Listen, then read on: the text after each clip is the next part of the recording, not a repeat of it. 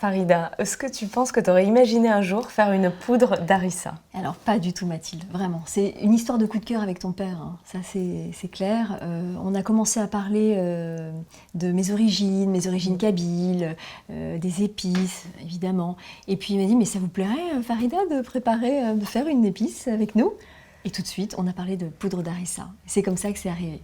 Ouais, et en plus, la harissa, c'est tellement important pour toi, d'un point de vue symbolique, c'est des souvenirs d'enfance avant tout. C'est hyper symbolique, Mathilde. Pour moi, c'est un retour aux sources. Tu vois, j'ai perdu mon papa il y a à peu près 10 ans. J'avais jamais jusqu'à présent fait de la cuisine orientale. J'ai toujours cuisiné la cuisine internationale.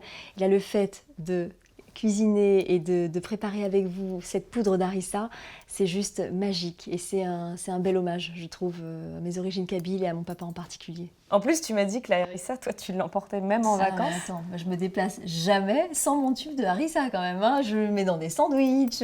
Tu vois, quand je fais une petite viande, hop, j'en mets un petit peu. Quand je fais des légumes simplement grillés, Ouais. hop là, Vraiment, une petite pointe d'harissa. Ton condiment de choix préféré. Je te dis, quand je voyage, l'harissa vient avec moi. Et bah écoute, moi je vais te faire voyager à Cancale. On va aller voir cette poudre de harissa. Bah, écoute, avec plaisir, avec plaisir. Allez, c'est Allez, parti. go.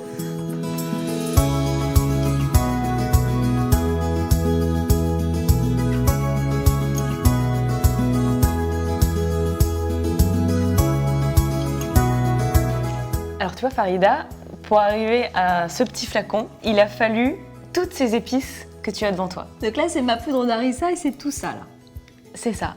C'est avant tout, la harissa, c'est du piment fort et doux, à laquelle toi tu as voulu en plus ajouter du piment fumé, de l'Aveyron. Et pour moi, c'était essentiel le piment fumé. Tu sais pourquoi? Pour retrouver le côté méchoui, grillé de viande fumée. Barbecue. Barbecue, exactement. Et à partir de cette base pimentée, on vient la parfumer avec un trio d'épices, coriandre, cumin, cannelle. En voyage là, hein. Et j'ai choisi d'ajouter de la rose. Donc qu'est-ce que tu voulais apporter en fait en ajoutant cette rose? C'était apporter une note florale, un peu poudrée aussi, quelque chose de Ça fonctionne super très bien. subtil en fait. Alors une fois qu'on a tous ces ingrédients Mathilde, comment ça se passe? Quelles sont les prochaines étapes? Dans la cuisine laboratoire, ils vont suivre, Jean-Daniel va suivre une recette très précise qu'on a mise au point, qui va consister... Hop.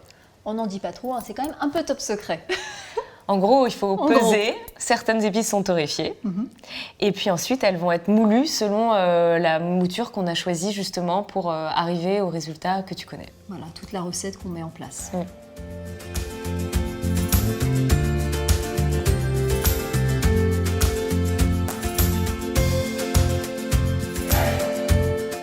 En tout cas, je suis sûre qu'elle va vous plaire. Et surtout, amusez-vous en cuisine avec la harissa.